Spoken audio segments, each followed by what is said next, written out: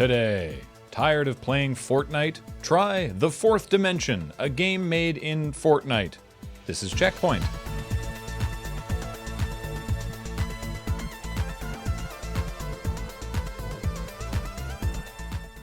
Welcome to CheckPoint, where this week we're having amazing Black Friday deals on video game news. That's right, this week only get up to 50% off dunking on the latest Fallout 76 glitches, 35% off hot takes about people being mad at games going Epic exclusive, and a whopping 75% off our clearance section of clueless developer tweets. Not to mention free shipping on all confusing, marginally related anecdotes about Beej's childhood.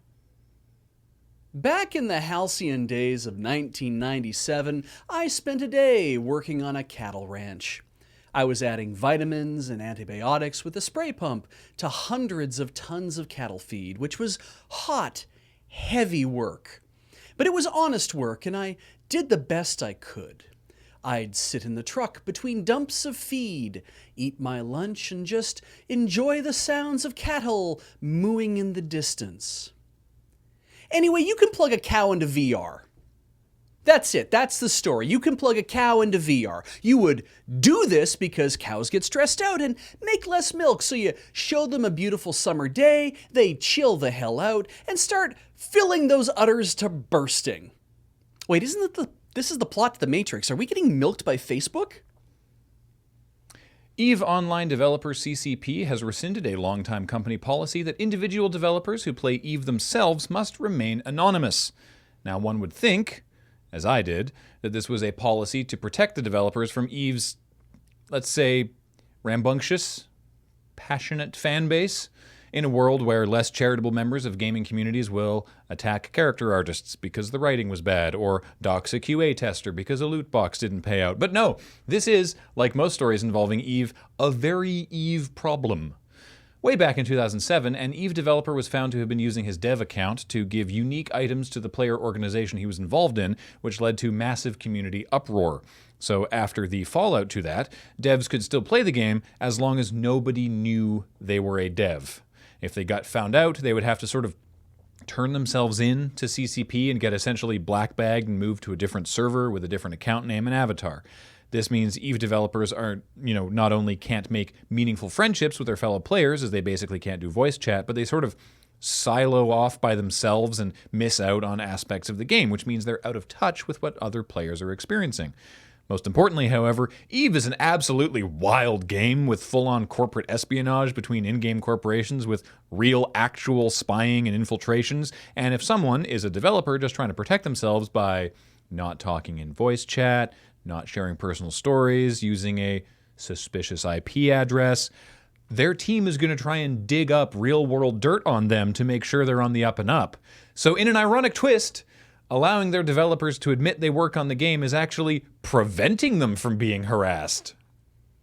If you've gotten sick of the story of Fortnite, whatever that is, I think it involves Thanos and Darth Star Wars riding a llama into a black hole, why not try out The Fourth Dimension? And before you get too excited about rotating cubes into tesseracts, I'm referring to a new set of maps made in Fortnite Creative that essentially constitute a brand new game. Team Create, spelled CRE8, joined with YouTuber Mustard Plays to make a sci-fi puzzle platformer that they bill as the first full game ever made in Fortnite. It's about 6 maps long, gorgeously detailed, and it should take about 6 to 10 hours to finish.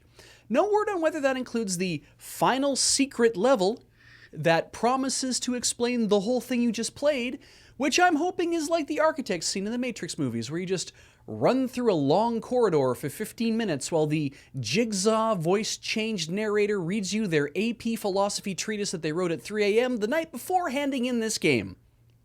But is it fun?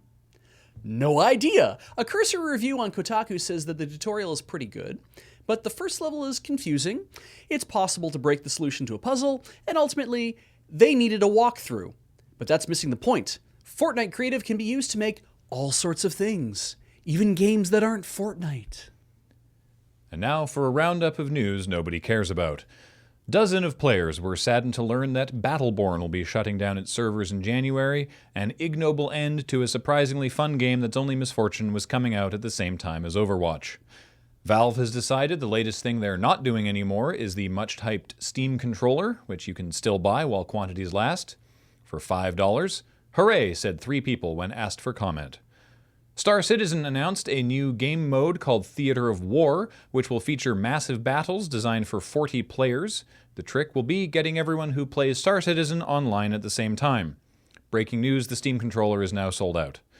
It's half-price sausage day at Save on Foods in Victoria, which will be useful for dinner tonight. And finally, Bethesda has announced that the Nintendo Switch port of The Elder Scrolls Blades will be delayed until early 2020, a move that has disappointed nobody. And if you miss out on Black Friday, don't worry. We've got you covered for Cyber Monday. Gross. Just giving the people what they want, Graham. Those discounts have never been so deep. Still gross. Hey, everyone, maybe skip Cyber Monday this year and prep for Fat Tuesday. Isn't that just before Ash Wednesday? That's Shrove Tuesday. Fat Tuesday is when you eat the rest of the Thanksgiving leftovers before they spoil. Wasting food is a sin, Beach. You can still buy our stuff at store.loadingreadyrun.com, though.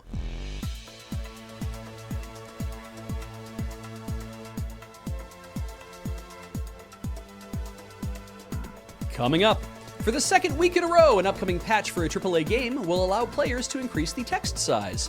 This time the game is Death Stranding. Apparently, games shipping with teeny-weeny fonts is an ongoing epidemic. Keep up with our continuing coverage by following #GamerSquint on Twitter. Apparently, games shipping with teeny-weeny fonts is an ongoing epidemic. Keep up with our continuing coverage by following #GamerSquirt on Twitter. I even fucking read it right in my head. I swear to God, don't say squirt is what was going on in my brain. Quick, think of an animal other than an elephant.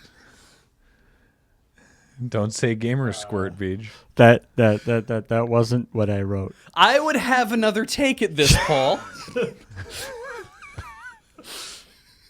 Strap in, chat.